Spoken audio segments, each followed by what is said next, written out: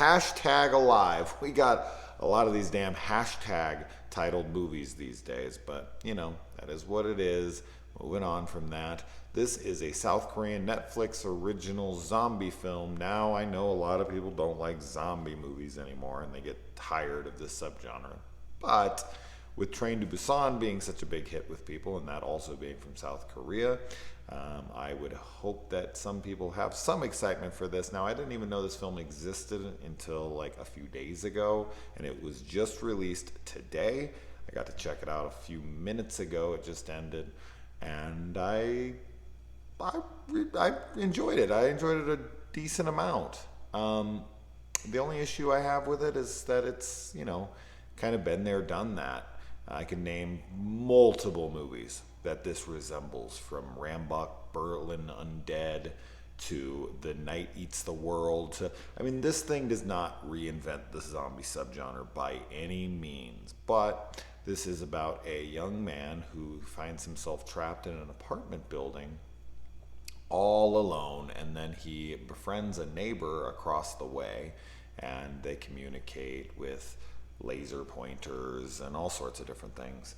And through that, they try to devise a plan so that they can get together and get the fuck out of there. And that's basically the movie. There's not many characters. There's him, there's her, there's maybe a couple other people, and then you've got a shitload of zombies. And these are fast-moving zombies, and they are absolutely terrifying. This is the kind of stuff that I would be scared of, because what the fuck can you do against a horde of zombies that can move this fast, that are this aggressive and this strong?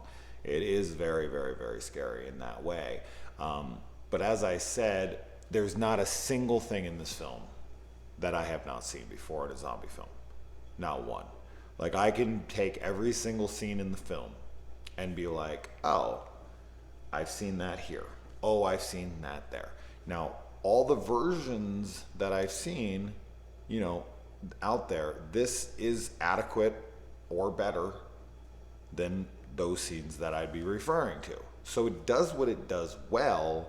It just doesn't really reinvent the wheel or anything, which isn't a bad thing per se. Obviously, I would prefer a film to be more original, but I would like a film to be good first and foremost, and this is a good film. I did enjoy this quite a bit. I liked the characters a whole lot. We do spend a good amount of time with them. There's not a lot of dialogue in the film, but I still did find myself liking these characters. Now, the whole aspect of social media and the fact that this is, titled hashtag alive, I definitely thought that that was going to play a bigger role into the film, and it kind of sort of plays around with it. Like, he goes and he films himself a little bit, like he's going to be vlogging through the zombie apocalypse, but it really doesn't play much of a role at all. And I'm honestly wondering if they just kind of abandoned it, but if they did, why'd they keep the title? It ends up being relevant very, very late in the film, but there's really no focus on it at all. So I found that to be kind of odd. I was expecting a whole lot more of it, obviously with the title and whatnot, but it didn't hurt the film. I just found it odd that it was titled this, and it felt like it was going to go a little more focused on this vlogging of the zombie apocalypse, I had said, but it just didn't. So as I said, it's not a knock, it's just kind of confusing. But I did really enjoy this, I have to say. The zombies are super well done. Everything is shot and done very, very well. There is one moment with another character that they interact with where it's like, oh Jesus, we've seen this done this many times, and it's really one of the only times in the movie where I felt like the decision making was a little questionable, where I was like, could you not do this here? Or why aren't you doing this? And why are we taking so much time with this? Stop chit-chatting in this moment. This is not the time for this. So that was the only scene where I was kind of a little angry at the screen. What are you guys doing? What's going on here? Don't do that.